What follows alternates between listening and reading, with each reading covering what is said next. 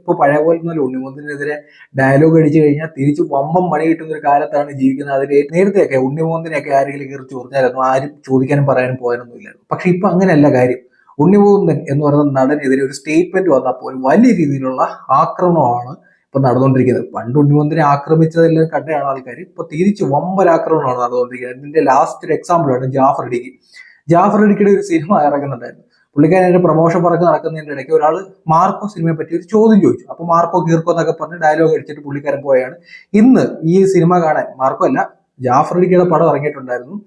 ആ പടത്തിന് വേണ്ടി തിയേറ്ററിൽ വന്നു. അപ്പം കുറച്ച് ആൾക്കാർ കുറച്ച് ചോദ്യങ്ങളൊക്കെ ചോദിച്ചു. ഇപ്പൊ എന്ത് പറയുന്നൊക്കെ ചോദിക്കാൻ നേരത്ത് അയ്യോ അത് നമ്മുടെ ഉണ്ണിയൊക്കെ നമ്മുടെ സ്വന്തം ആളല്ലേ, നിങ്ങൾ ഞാൻ പറഞ്ഞ ഒരു കാര്യമൊക്കെ വളച്ചു പിടിച്ച് പറയാമെന്നൊക്കെ ചോദിക്കുന്നുണ്ട്. ഇപ്പൊ മാർക്കോ കീർക്കോ എന്നൊക്കെ പറയാൻ നേരത്ത് എനിക്കത് ഭയങ്കര ഇൻസൾട്ട് ആയിട്ടാണ് ഫീൽ ചെയ്തത്. ആലോചിച്ച് നോക്കിയേ, ഈ മാർക്കോ എന്ന് പറയുന്ന സിനിമയിൽ മമ്മൂട്ടിയാണ് നായകൻ എന്ന് നിങ്ങൾ കരുതുക. മമ്മൂട്ടി സൂപ്പർ സ്റ്റാർ മമ്മൂട്ടിയാണ് നായകൻ എന്ന് കരുതുക.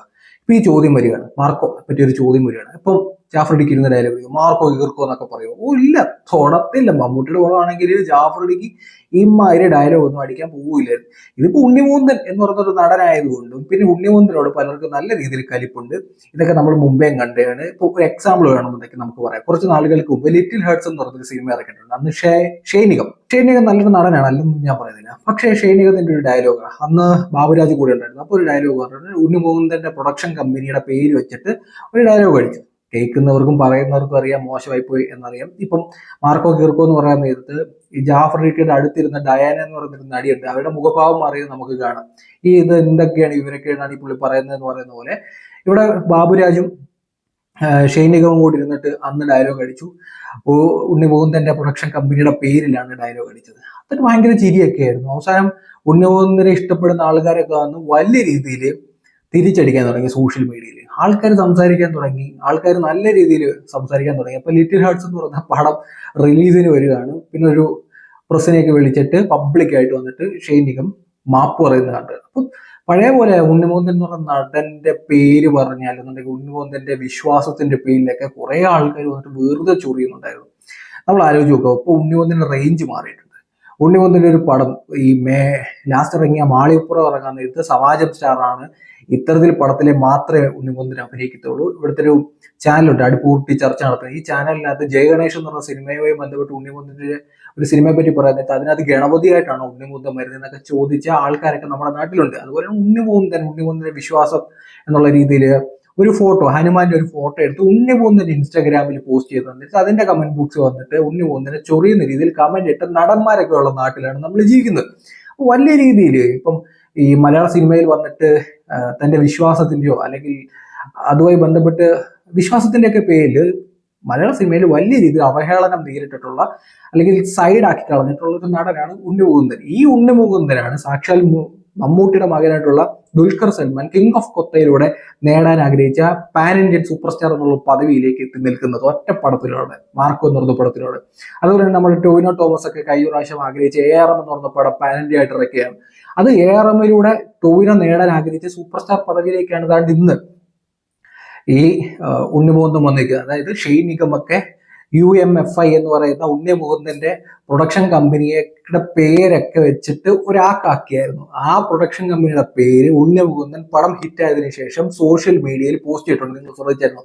ഇത് കൃത്യമായ രീതിയിൽ ഷൈനികനെ പോലുള്ള ആൾക്കാർക്കുള്ള മറുപടിയായിട്ട് തന്നെയാണ് അന്ന് പ്രൊഡക്ഷൻ കമ്പനിയുടെ പേര് പുതിയൊരു ലോഗോ എടുത്ത് ഉണ്ണിമുകുന്ദൻ പബ്ലിഷ് ചെയ്തിട്ടുണ്ടായിരുന്നു. പഴയ പോലെ ഒന്നും അല്ല ഇപ്പൊ ഉണ്ണിമുകുന്ദൻ എന്ന് പറയുന്നത്. പടം ഹിറ്റായിട്ടുണ്ട്. ഇപ്പം നോർത്ത് ഇന്ത്യയിലൊക്കെ പോയി കഴിഞ്ഞാൽ ഈ അമ്മാതിരി ഷോയാണ് ഇപ്പൊ നോർത്ത് ഇന്ത്യയിൽ പടം ഓടിക്കൊണ്ടിരിക്കുന്നത്. ഇപ്പൊ തമിഴിലും തെലുങ്കിലും ഒക്കെ ഡബ് ചെയ്തിട്ട് പടം ഇറക്കിക്കൊണ്ടിരിക്കുകയാണ്. ഉണ്ണിമുകുന്ദൻ എന്ന് പറയുന്ന നടന്റെ റേഞ്ച് വലിയ രീതിയിൽ മാറ്റുന്നുണ്ട്, അല്ലെങ്കിൽ ഒരു താരമൂല്യം വളർത്തുന്നുണ്ട്. ഇതുവരെ പല ആൾക്കാരും സൈഡാക്കിയിട്ടിരുന്ന അല്ലെന്നുണ്ടെങ്കിൽ പുച്ഛിച്ച് തള്ളിക്കൊണ്ടിരുന്ന പബ്ലിക്കായിട്ട് ഇൻസൾട്ട് ചെയ്തുകൊണ്ടിരുന്ന ഒരു നടന്റെ തിരിച്ചുവരവാണ് നമ്മളിപ്പോൾ കണ്ടുകൊണ്ടിരിക്കുന്നത്. അമ്മാതിരി തിരിച്ചുവരാണ് ഉണ്ണിമുകുന്ദൻ മാർക്കോ എന്ന് പറഞ്ഞ പടത്തിനകത്തൂടെ ചെയ്തു വെച്ചിരിക്കുന്നത്. പിന്നെ വെറുതെ ഒന്നുമല്ല, മാർക്കോ എന്ന് പറഞ്ഞ സിനിമയ്ക്കകത്ത് ഉണ്ണിമുകുന്ദന്റെ പെർഫോമൻസ്, ഡെഡിക്കേഷൻ അത് കാണാനുണ്ട്. ആ സിനിമ കാണാൻ ആൾക്കാർ ഇന്നലെ ഞാൻ ഐഡന്റിറ്റി എന്ന് പറഞ്ഞ പടം കാണാൻ പോയപ്പോഴും ആ ഐഡന്റിറ്റി പടത്തിനോടൊപ്പം തന്നെ മാർക്കോ കളിച്ചുകൊണ്ടിരിക്കുകയാണ് ആ തിയേറ്ററിൽ. അത്രയ്ക്കാള് അവിടെ വന്ന് നിൽപ്പുണ്ട്. കൂടുതലും ചെറുപ്പക്കാരായിട്ടുള്ള ആൾക്കാരാണ് പടം കാണാൻ കയറുന്നത്. അത് തന്നെയാണ് ഇപ്പൊ നോർത്ത് ഇന്ത്യയിൽ നടന്നുകൊണ്ടിരിക്കുന്നത്. ഹിന്ദിക്കാരൊക്കെ വന്നിട്ട് നമ്മുടെ മലയാളത്തിൽ ഒരു നടന്റെ സിനിമ കണ്ടിട്ട് കൈയടിക്കുന്ന ഒരു അവസ്ഥ വന്ന് നിൽക്കുകയാണ്. ഇപ്പൊ പഴയ പോലെ ഒന്നും അല്ല. ഇപ്പം നരേന്ദ്രമോദിയോടൊപ്പം ഉണ്ണിമുകുന്ദൻ നിന്നു എന്നൊക്കെ പറഞ്ഞുകൊണ്ട് പണ്ടൊക്കെ ട്രോളി ടീമുണ്ട്, ആക്ഷേപിച്ച ടീമുണ്ട്. ഉണ്ണിമന്തിന്റെ സിനിമ ഇറങ്ങാൻ നേരത്ത് അതിന്റെ തൊട്ട് തലേ ദിവസം വരെ ഈ പടം ഇപ്പം പൊട്ടിപ്പോയി, ഇത് സമാജം സ്റ്റാറിന്റെ പടമാണ്, ഇത് സംഘിയുടെ പടമാണ് എന്നുള്ള രീതിയിൽ ആക്ഷേപിച്ച ടീമൊക്കെ ഉണ്ട്. ഈ ആക്ഷേപിച്ച ടീമൊക്കെ ഇപ്പൊ ഇത് കാണുന്നുണ്ടോ എന്ന് മാത്രമേ എനിക്ക് ചോദിക്കാനുള്ളൂ. എനിക്ക് നിങ്ങളോട് ചോദിക്കാനുള്ള വളരെ സിമ്പിൾ ആയിട്ടൊരു കാര്യമാണ്. ഇത് കണ്ടുകൊണ്ടിരിക്കുന്ന ആൾക്കാരോട് എനിക്കൊരു ചോദ്യം ചോദിക്കാറുണ്ട്. നിങ്ങൾക്ക് ഉണ്ണിമൂന്നിനെയാണോ ഷെയ്ൻ നിഗമിനെയാണോ കൂടുതൽ ഇഷ്ടം? ഷെയ്ൻ നിഗമിനെയാണെന്നുണ്ടെങ്കിൽ കമന്റ് ബോക്സിൽ ഷെയ്ൻ നിഗമെന്നും, അല്ലെങ്കിൽ ഉണ്ണിമൂന്നിനെയാണെങ്കിൽ ഉണ്ണിമൂന്നെന്നും കമന്റ് ചെയ്യുക. കഴിഞ്ഞ ദിവസം വരെ മാർക്കോ കീർക്കോ എന്നൊക്കെ ഡയലോഗ് അടിച്ച് ജാഫർ ഇടുക്കി, ഇന്ന് ജാഫർ ഇടുക്കിയുടെ സിനിമ ഇറങ്ങിയപ്പോൾ ജാഫർ ഇടുക്കിക്ക് നേരെ ഉണ്ടായിട്ടുള്ള വിമർശനം എന്താണെന്ന്, അതിന്റെ ചൂട് എന്താണെന്ന് പുള്ളിക്കാരൻ കൃത്യമായിട്ട് മനസ്സിലാക്കിയിട്ടുണ്ട്. അപ്പൊ പഴയ പോലെ ഒന്നും അല്ല. ഉണ്ണിമൂന്നന്റെ വിശ്വാസത്തിന്റെ പേരിലൊക്കെ വെറുതെ ചോദിച്ച ആൾക്കാർക്ക് അപ്പൊ തിരിച്ച് പണി മേടിച്ചുകൊണ്ടിരിക്കുന്നതാണ് നമ്മളിപ്പോ കണ്ടുകൊണ്ടിരിക്കുന്നത്. ഇപ്പം സുരാജ് വെഞ്ഞാറമൂടിന്റെ ഒരു കാര്യമുണ്ട്. സുരാജ് വെഞ്ഞാറമൂട് ഇതുപോലെ പറഞ്ഞിരുന്നു ഈ മാർക്കോ സിനിമയെ ബന്ധപ്പെട്ട്.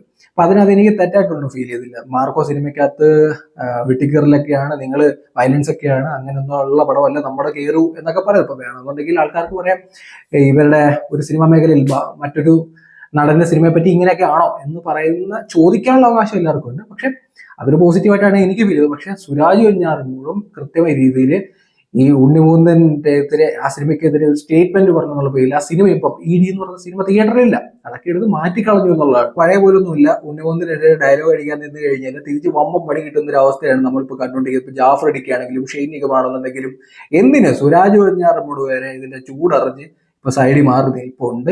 ഞാൻ പറഞ്ഞ അഭിപ്രായം ശരിയാണെന്ന് നിങ്ങൾക്ക് തോന്നുകയാണെന്നുണ്ടെങ്കിൽ നമ്മുടെ പേജ് ഫോളോ ചെയ്യാൻ ശ്രമിക്കാന്നല്ല, ഫോളോ ചെയ്യുന്നവരും പരിഗണിക്കുക. നമുക്ക് എത്രയും പെട്ടെന്ന് 1 lakh സബ്സ്ക്രൈബേഴ്സിലേക്ക് എത്തേണ്ടതായിട്ടുണ്ട്.